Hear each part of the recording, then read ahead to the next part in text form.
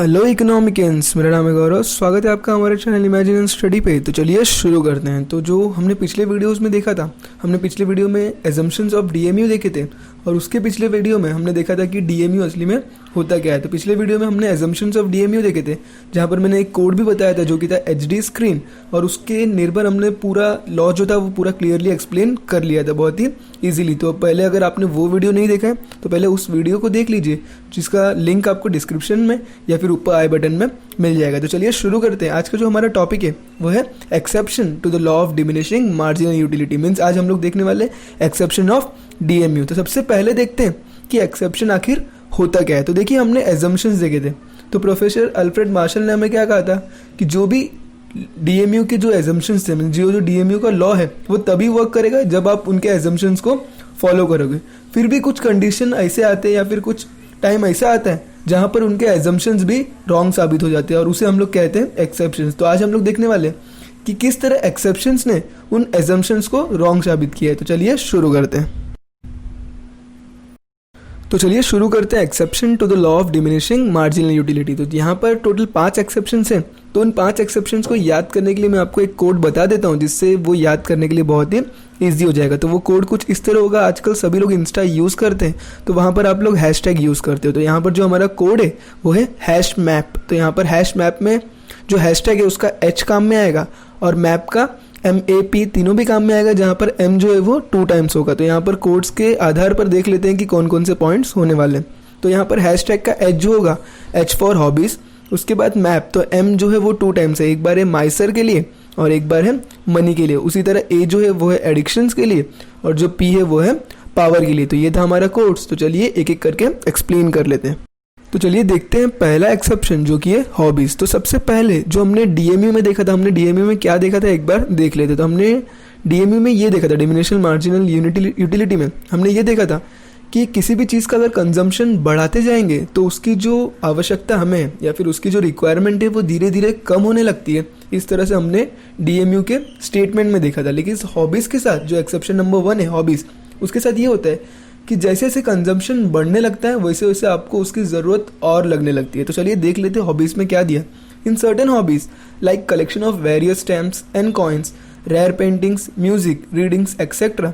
The law does not hold true because every additional increase in the stock gives more pleasure. तो यहाँ पर क्या दिया है हॉबीज़ में कि जिस तरह आपका कोई भी हॉबी मीन्स कोई भी चीज़ जो आपको पसंद होगा वो आपका हॉबी होता है। फॉर एग्जाम्पल म्यूज़िक, रीडिंग, यहाँ पर दिया रेयर पेंटिंग्स का कलेक्शन करना या फिर स्टैम्प्स एंड कॉइन्स का। तो जिस तरह आप ये कलेक्शंस करोगे या फिर कोई गाना सुनोगे, तो जैसे जैसे आप वो गाना सुनोगे आपको उसकी नीड, उसके प्लेजर जो होगा वो और बढ़ेगा क्योंकि वो आपको अच्छा लगता है। या फिर अगर आप स्टैम्प्स या कॉइन्स जमा कर रहे हो तो आपके पास एक कॉइन जमा होगा तो फिर आपका जो मार्जिनल यूटिलिटी है यहाँ पर घटेगा नहीं, यहाँ पर वो बढ़ेगा क्योंकि आप सोचोगे कि मेरे पास और कॉइन्स जमा हो सके।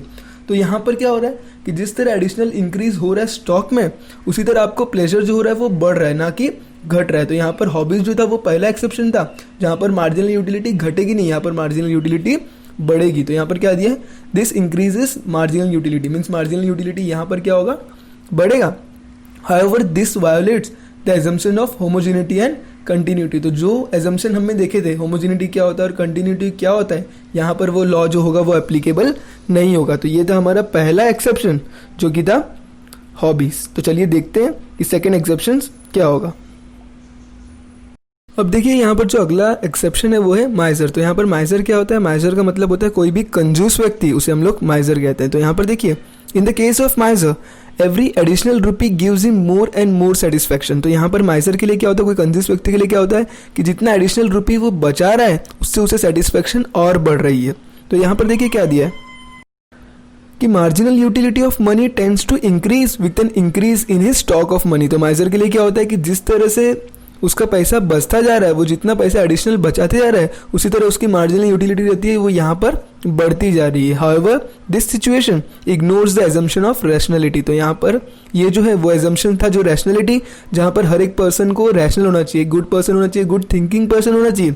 लेकिन यहाँ पर माइजर के साथ ये चीज़ फॉलो नहीं होता है क्योंकि वो रैशनल पर्सन नहीं है। वो क्या कर रहा है, यहाँ पर कंजूसी कर रहा है, जिससे उसकी मार्जिनल यूटिलिटी यहाँ पर बढ़ रही है। तो ये था हमारा सेकेंड एक्सेप्शन जहाँ पर हमारा एजम्पशन ऑफ रैशनैलिटी फॉलो नहीं करता है।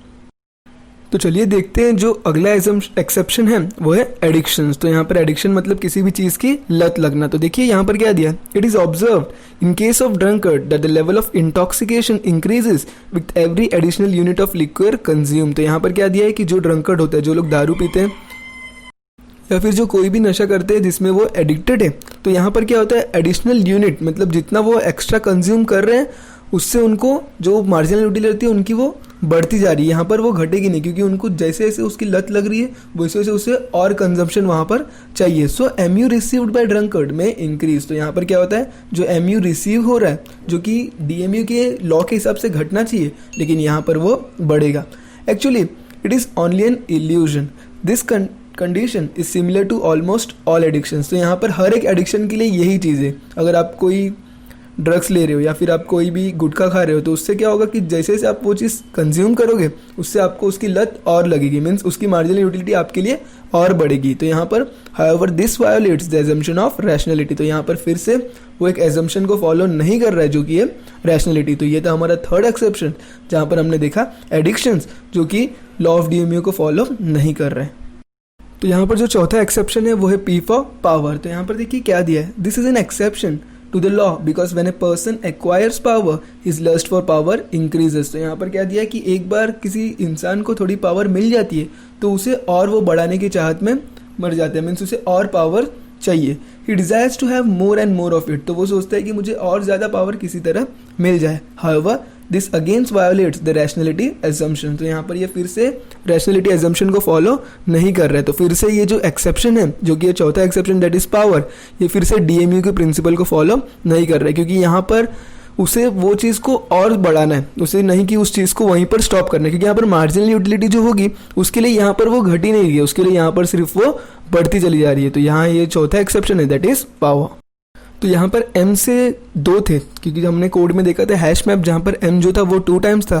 तो ये रहा हमारा पांचवा एक्सेप्शन जो कि है मनी। तो यहाँ पर देखिए क्या दिया है, it is said that MB of money never becomes zero. तो यहाँ पर जो मार्जिनल यूटिलिटी रहती है, जो पॉइंट ऑफ सैटिटी जहाँ पर हमें फुल्ली सेटिस्फैक्शन मिलता है, वहाँ पर कभी भी MU का जो मार्जिनल यूटिलिटी रहता है वो कभी जीरो नहीं होने वाला है। It increases when the stock of money increases. तो यहाँ पर क्या होता है, मार्जिनल यूटिलिटी रहती है वो कभी जीरो होगा ही नहीं, वो हमेशा बढ़ता चले जाएगा as a stock got increases. तो यहाँ पर क्या दिया है, this is because money is a medium of exchange which is use to satisfy various wants. क्योंकि मनी जो है वो मीडियम ऑफ एक्सचेंज है, हमें किसी चीज़ की जरूरत पड़ेगी तो हम पैसे देके उस चीज़ को ले सकते हैं। तो ये बहुत ही इंपॉर्टेंट लाइन है that money is an medium of exchange which is use to satisfy various wants. तो यहाँ पर आगे देखिए क्या दिया है, however according to some economist this law is applicable to money too. तो यहाँ पर बहुत से इकोनॉमिस्ट ये कहते हैं कि ये जो लॉ है वो मनी के साथ भी एप्लीकेबल होता है।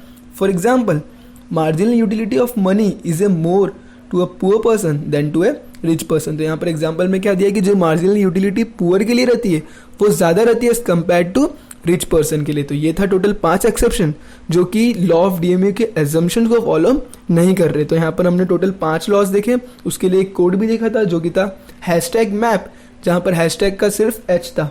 मैप में M जो था वो 2 टाइम्स था। उसके बाद A और P, जहाँ पर H से हमने देखा हॉबीज, उसके बाद हमने देखा M से दैट इज माइजर, उसके बाद हमने A से देखा एडिक्शन, उसके बाद P से देखा पावर, और M जो 2 टाइम था उसके लिए हम लोग ने देखा मनी।